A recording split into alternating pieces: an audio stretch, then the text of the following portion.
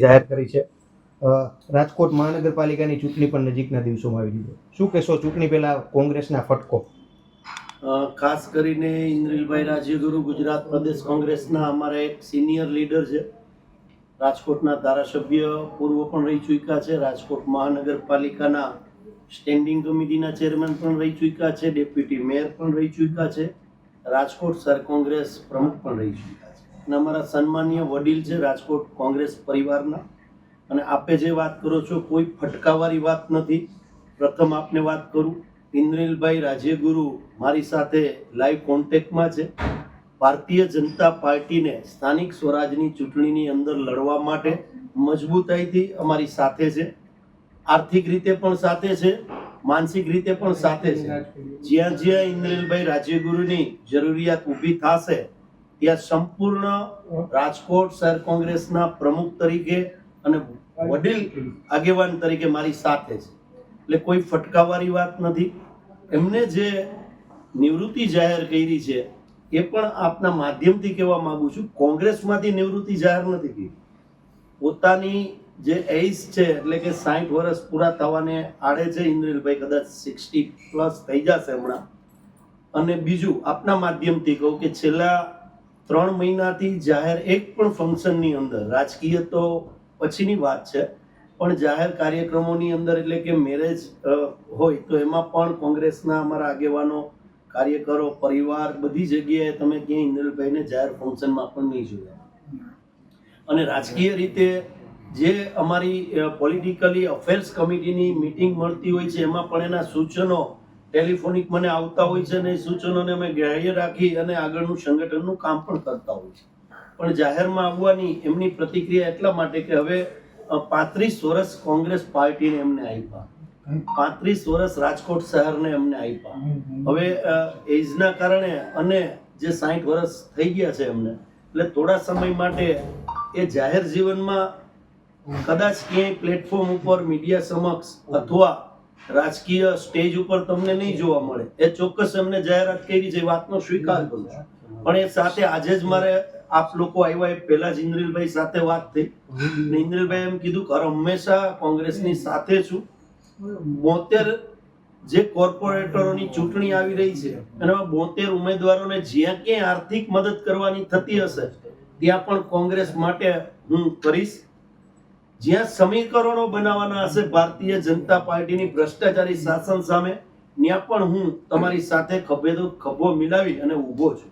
માત્ર જે સમય મર્યાદાની વાત છે એમાં તમે બધા યુવાનો જે રીતે કામ કરો છો એમાં મારો ટેકો છે અને હર હંમેશા મારો ટેકો રહેશે।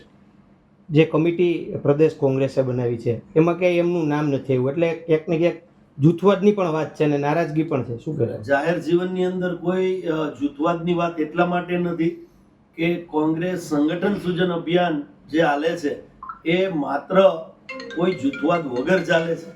તમે આજના દિવસે મારા ઘરે આવીને વાત આપણે કરીએ છીએ ત્યારે હું આપને કહેવા માંગુ છું કે આજે પણ જે કાર્યાલયની જગ્યા કોંગ્રેસ સંગઠનથી મજબૂત થાય એના માટે ઇન્દ્રિલભાઈ રાજ્યગુરુએ કાર્યાલય મને સોંપી દીધું છે કે પાર્ટી મજબૂત થાય।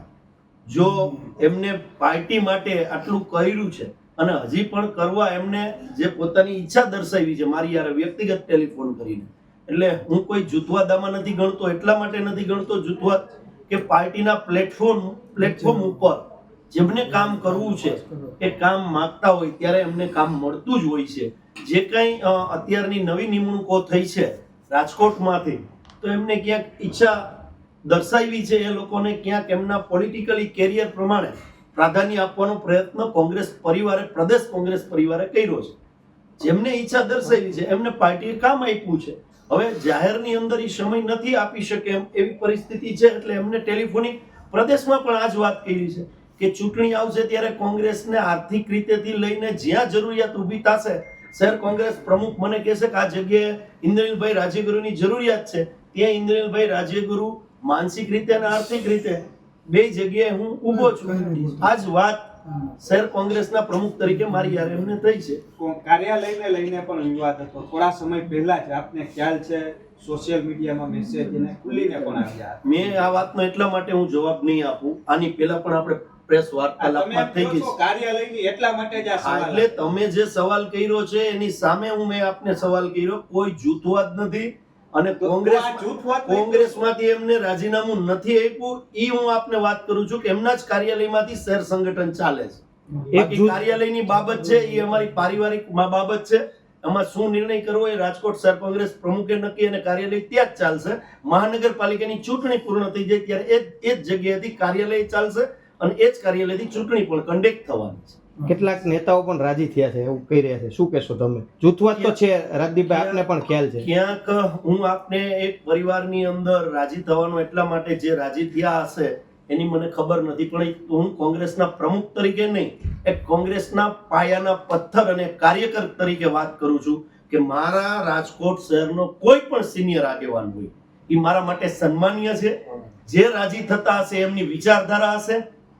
મારી વિચારધારા હાર્ડકોર કોંગ્રેસી છે અને મારો કોંગ્રેસનો એક કાર્યકર પણ જો બૂથનો પણ બહાર જતો હોય અથવા સિનિયર આગેવાન પણ બહાર જતો હોય, XYZ કોઈ પણ હોય, એ મારા માટે દુઃખની વાત છે.